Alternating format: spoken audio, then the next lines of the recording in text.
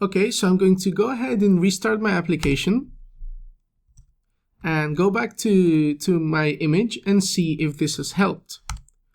Well, it doesn't seem as if it has changed. So let's see here, and we're getting the same error again.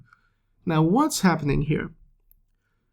Well, I believe there's another bug in App Engine, and specifically not in App Engine, sorry, in the G-Cloud SDK, right?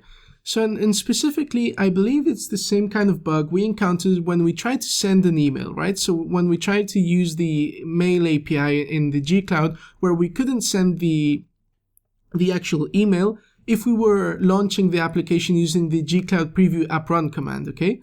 So what we did in that case, and what we're going to do now, is we're going to quit out of the G-Cloud preview app run. So we're going to Control-C to exit, and instead, we're going to launch the application using the devappserver.py file, okay? So I'm going to cd into my home directory, okay?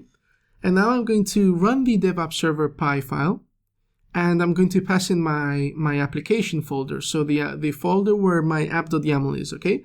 So if you remember, my devappserver file is my devappserver.py file is inside of Google Cloud SDK platform, Google App Engine, and here it is, devappserver, okay?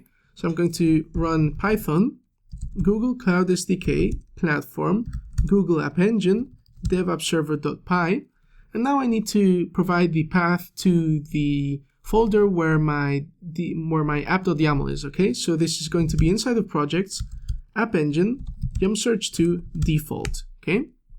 So I'm going to run that. Now it's running apparently. And let's see once again if this will serve the resized image. Fingers crossed. Wow. Wow, wow. We are serving a smaller image out of the original without having to write a single line of code. App Engine is doing all of this automatically. This is amazing. Look, if we change this to 200, goes ahead and resize it. 200 and any number, 219, goes ahead and resizes. 220. Again, see, this is the amazing thing. We don't have to store various versions of the image, so we don't even have to worry about backwards compatibility and having to reprocess images in order to start serving a new size of image we may want to serve one day when in the meantime our users were uploading images and we were generating maybe other sizes of images. So this is really, really amazing, okay? So now all we have to do is just incorporate this into the URL of the image that we're serving. So let's go ahead and quit out of this tab, go to our template, and here all we need to do is append a equals S300, okay? Let's go back and see how this looks.